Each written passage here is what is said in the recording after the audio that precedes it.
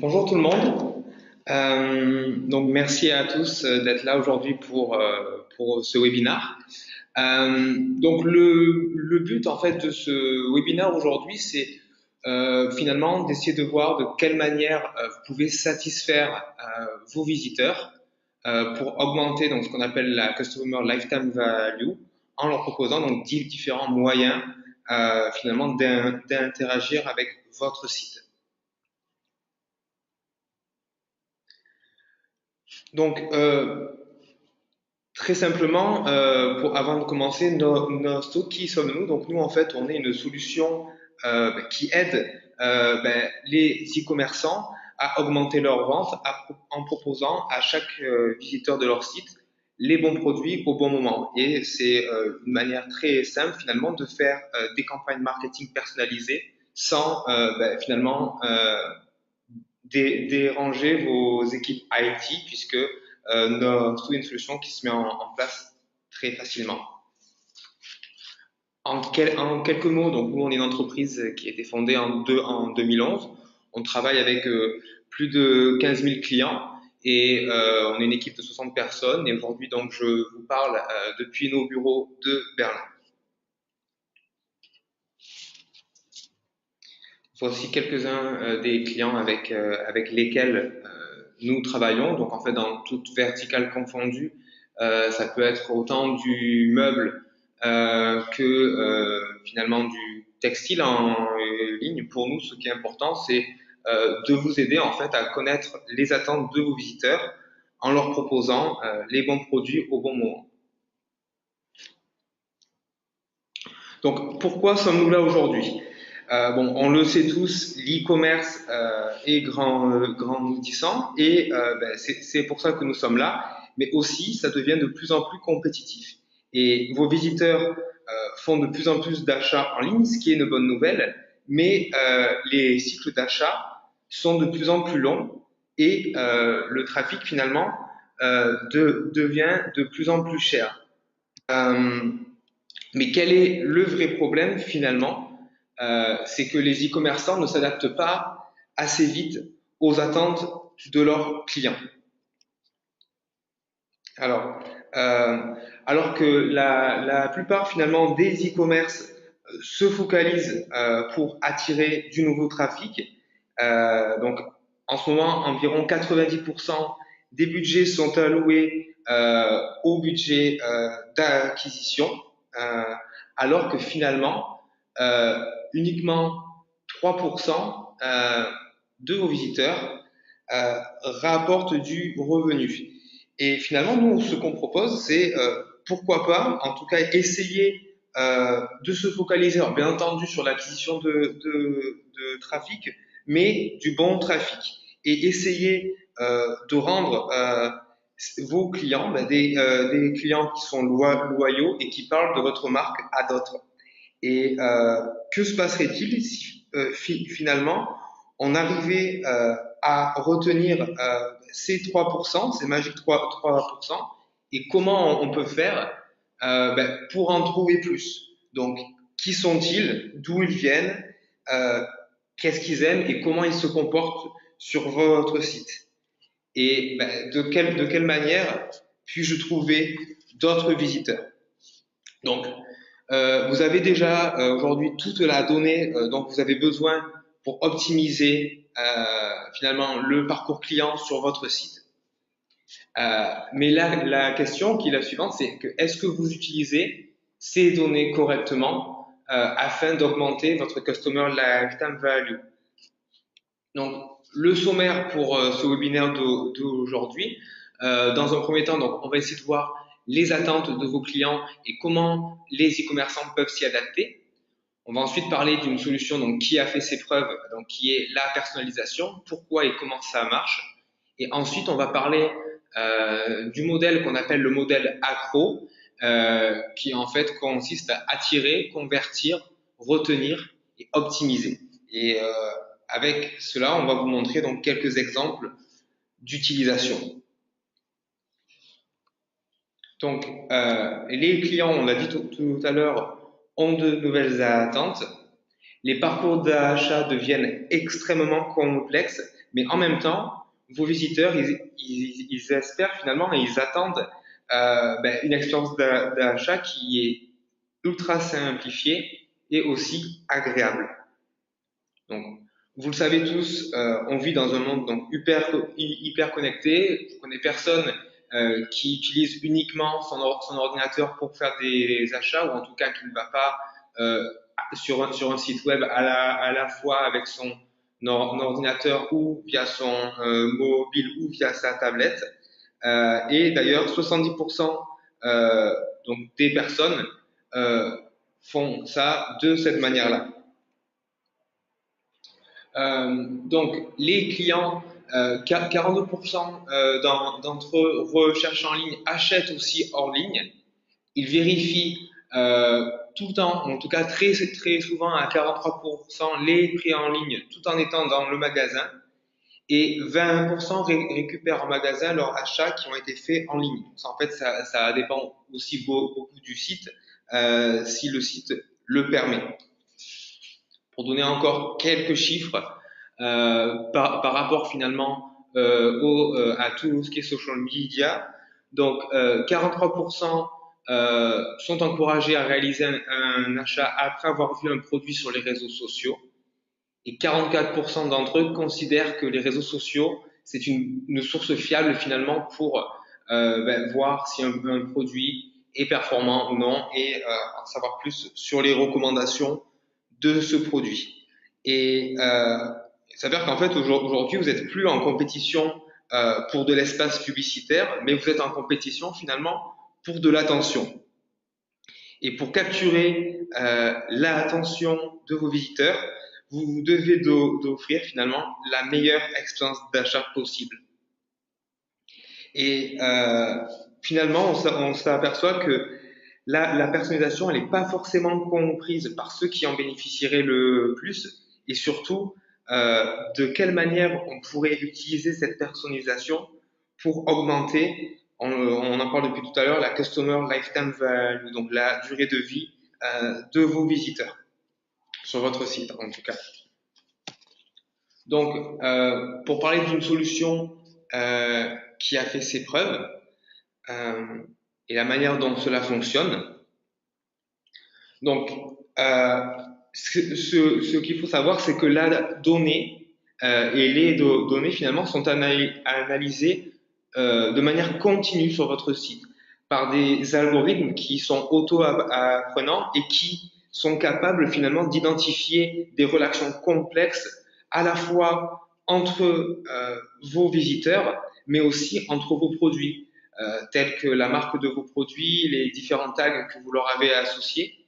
Et vous pouvez imaginer, par exemple, ici, on se trouve sur un magasin qui est relativement petit.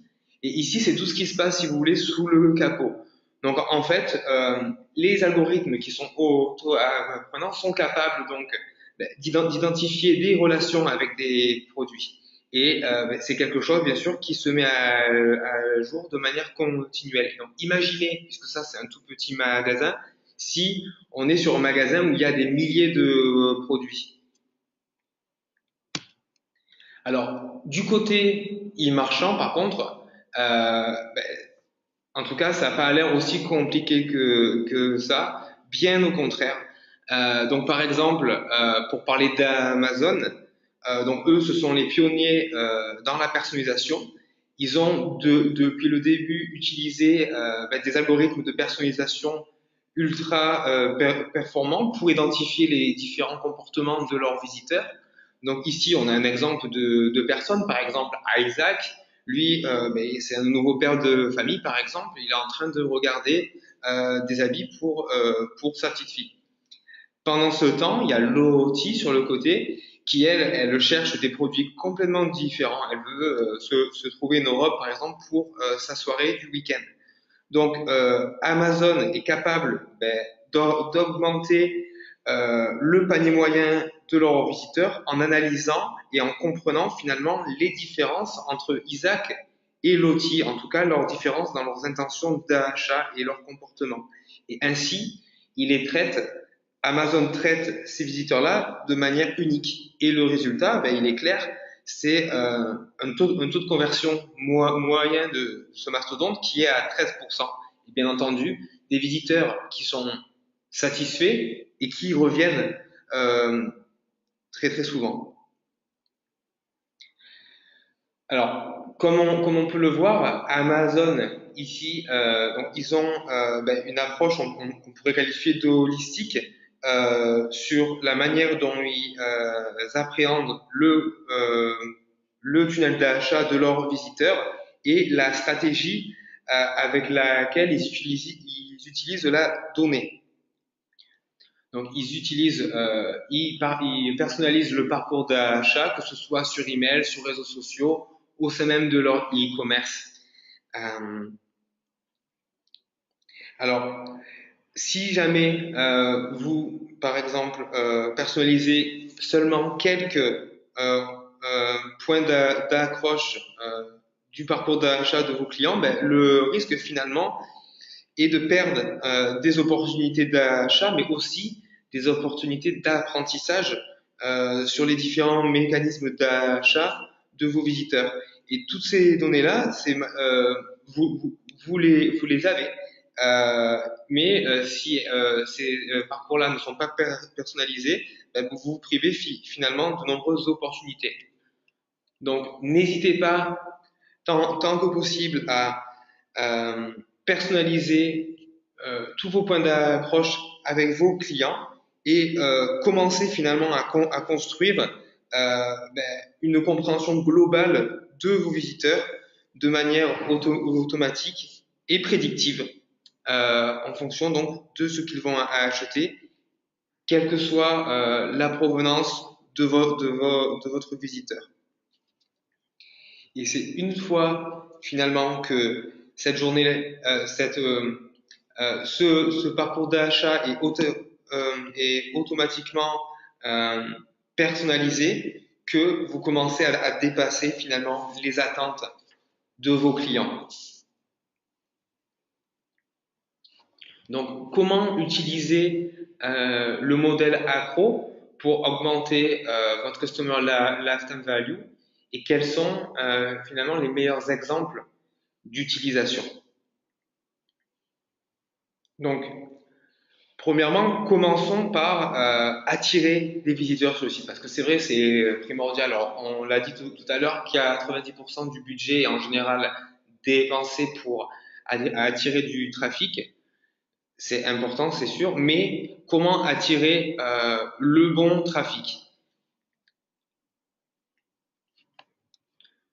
Donc, il y a plusieurs moyens de le faire. Par exemple, vous pouvez diffuser des campagnes Facebook à un groupe donc démographique en particulier.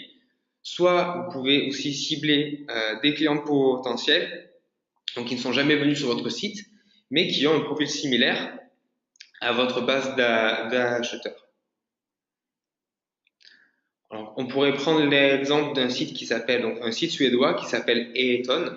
Donc eux, ce qu'ils font sur Facebook, ben, ils vont promouvoir finalement leur meilleure vente, donc ce qui se fait de mieux au sein de leur magasin. Et donc ces publicités-là sont entièrement personnalisées.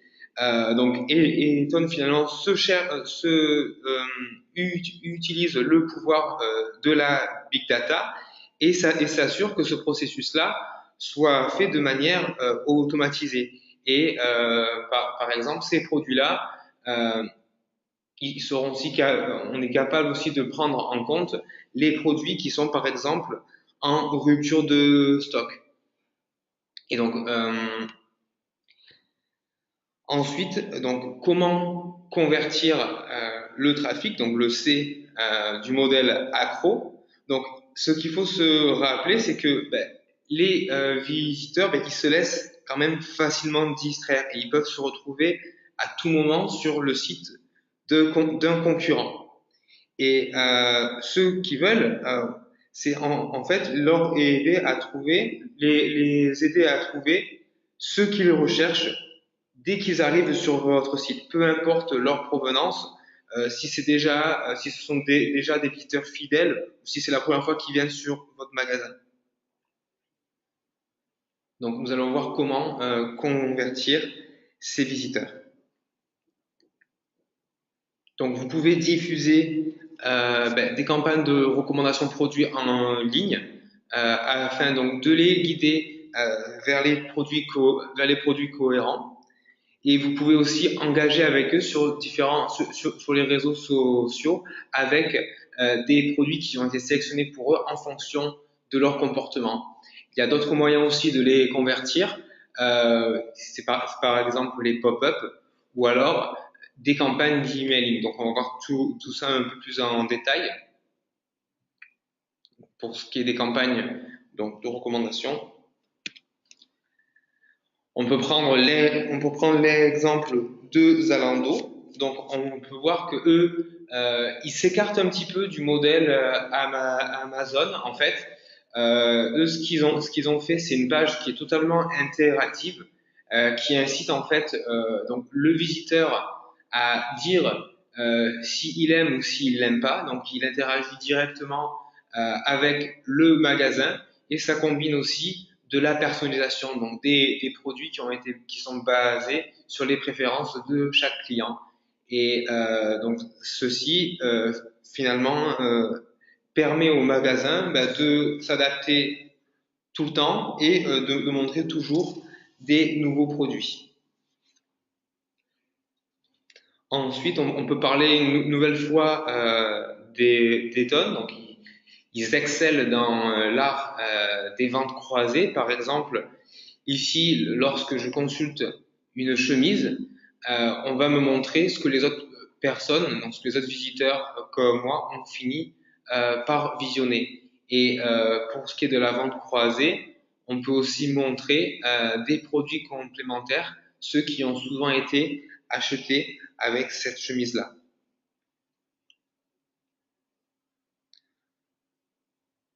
Donc ensuite, par rapport aux réseaux sociaux, donc là, il faut pas hésiter à faire diverses campagnes de réengagement ou de paniers abandonnés en utilisant du display. Donc par exemple, c'est ce que fait le site YouMeKim. Donc eux, ce qu'ils ont fait, c'est qu'ils ont segmenté leurs visiteurs en fonction de différents de différentes préférences par rapport à ce qu'ils aiment sur Facebook. Et ça leur permet bien entendu de montrer euh, à leurs visiteurs les produits qui les intéressent directement sur Facebook. Alors, comment convertir ces visiteurs le plus vite possible? Donc, en jouant finalement sur le sentiment d'urgence. Donc, c'est ce que fait par exemple ce site de mode pour enfants, Gega Moja. Donc, eux, ils offrent en fait à tous leurs nouveaux visiteurs un coupon de 10% si ils s'inscrivent à la newsletter. Donc, en faisant cela, en même temps, ils augmentent le potentiel d'achat sur leur site, mais aussi ils font plaisir à leurs visiteurs et de plus, ça va leur permettre pour le futur, de faire des campagnes de retargeting pour ces visiteurs. Et bien entendu, il est possible de faire ces pop-up de différentes manières avec différentes règles. Eux, donc, pour le coup, ils ont fait en sorte que ce soit uniquement les nouveaux visiteurs, mais vous pouvez mettre ce type de pop-up, par exemple, si un visiteur a un panier qui excède tant d'euros. Donc là, vous pouvez faire en sorte que ce pop-up apparaisse aussi et leur demander leur adresse email. Encore un autre exemple, donc ici c'est pour jouer sur donc le sentiment d'urgence. Donc là, si par exemple une personne a abandonné son panier, elle a mis deux produits au panier, on va lui permettre finalement de mettre son adresse email et de revenir vers eux plus tard avec un email incluant les produits qu'ils ont mis au panier, mais aussi des produits qui sont similaires à ce qu'ils ont voulu acheter pour les inciter à revenir sur votre site. Ici encore pour donc là aussi en jouant sur un sentiment d'urgence, donc vous pouvez mettre en fait un compteur en disant que voilà, il y a 10% off sur le site dans les 5 derniers jours et 18 heures. Ensuite, pour ce qui est des campagnes d'emailing, comment vous adresser individuellement à chaque client. Donc c'est le cas par exemple de Golf Discount. Donc eux, ils utilisent de la personnalisation sur leurs emails widgets. Donc ce sont des emails qui sont envoyés en fait là par Mailchimp et directement au sein de ces emails, ils intègrent un bandeau de produits qui sont recommandés exclusivement pour le visiteur. Donc ça leur permet finalement de faire en sorte que chaque newsletter qui est envoyé est hautement personnalisé. Donc ça peut être soit des produits qui ont été cliqués, soit des produits qui ont été mis au panier, ou soit des produits en rapport avec mes précédentes visites. Peu importe, l'important, c'est que vos visiteurs aient la sensation que vous vous adressez à eux comme s'ils étaient votre client unique. Donc la deuxième partie, la troisième partie du modèle accro, c'est finalement la rétention et comment fidéliser vos clients. Finalement, tous vos efforts d'acquisition et de conversion, ils doivent être aussi supportés par de la rétention et faire en sorte de garder ces visiteurs parce que vous le savez, il est beaucoup plus cher d'avoir un nouvel acheteur que d'en convertir un existant.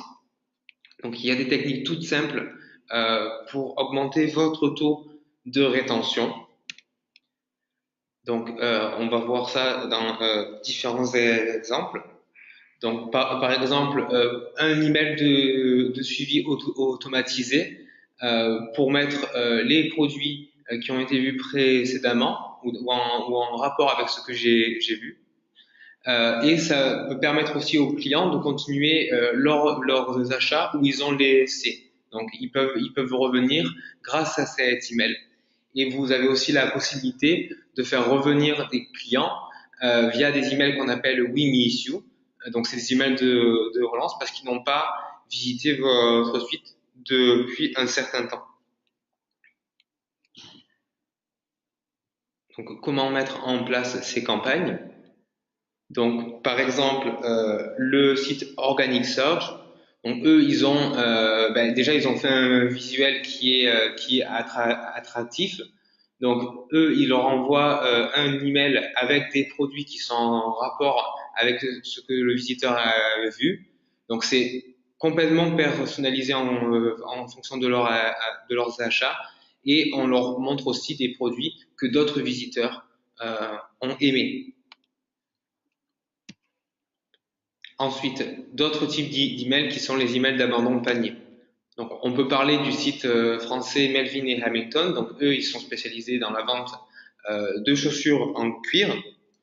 Donc, eux, ils vont envoyer un email en fait 30 minutes après que le panier ait été abandonné. Donc, certes, au sein de cet email, on va montrer les produits ou le produit pour le coup qui a été mis au panier mais pas acheté.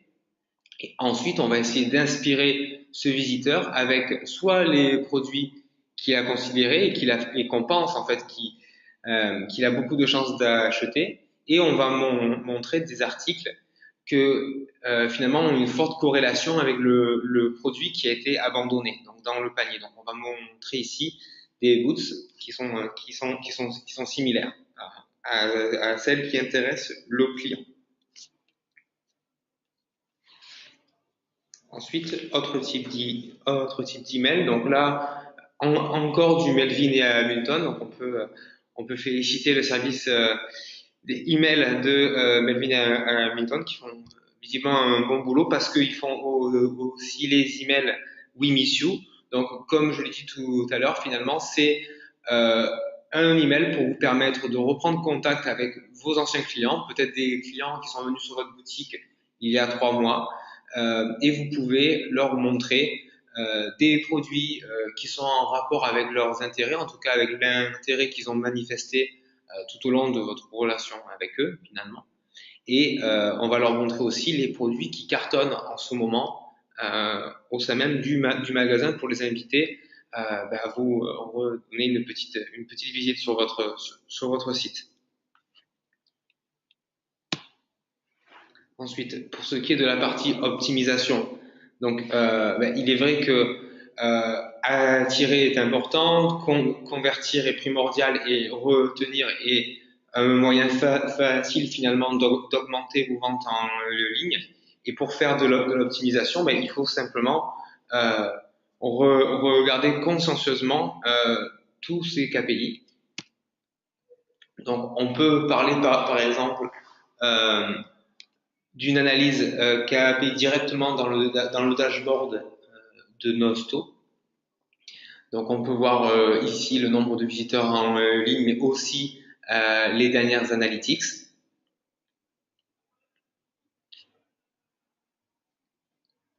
Et voilà, donc pour résumer, on a vu donc le modèle accro. Il est important d'attirer les bons visiteurs sur votre site, par exemple via des publicités Facebook, que ce soit des publicités d'acquisition ou de rétention avec des visiteurs que vous connaissez déjà ou des lookalikes. Convertir ces visiteurs, que ce soit directement sur votre site ou via des emails, que ce soit des emails transactionnels ou des emails qu'on appelle email widget, ou vous pouvez faire également des pop-up pour que vos visiteurs achètent plus vite, mais tout ça en le faisant en fait de manière personnalisée. Vous pouvez retenir vos clients en faisant principalement des emails transactionnels, qui sont donc des emails de suivi de commande, des emails d'abandon de panier et les emails We Miss You. Et ensuite de l'optimisation directement depuis le dashboard Nosto pour voir comment vos campagnes fonctionnent. Voilà, donc si c'est un résumé finalement de toutes les fonctionnalités que nous avons vues.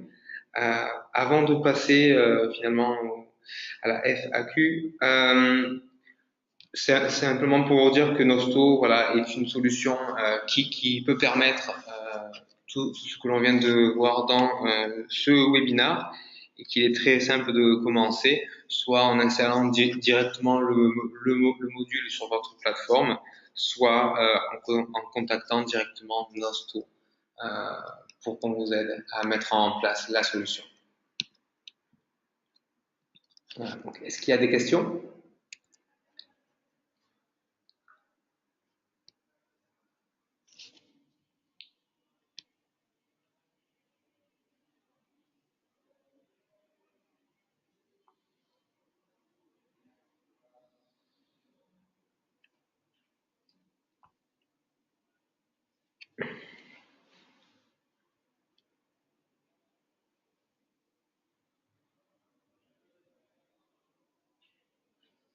D'accord, donc je vois qu'il n'y a pas de questions, donc n'hésitez pas à nous contacter, soit directement sur le site, soit via cette adresse email, pour qu'on puisse vous aider à personnaliser l'expérience de vos visiteurs.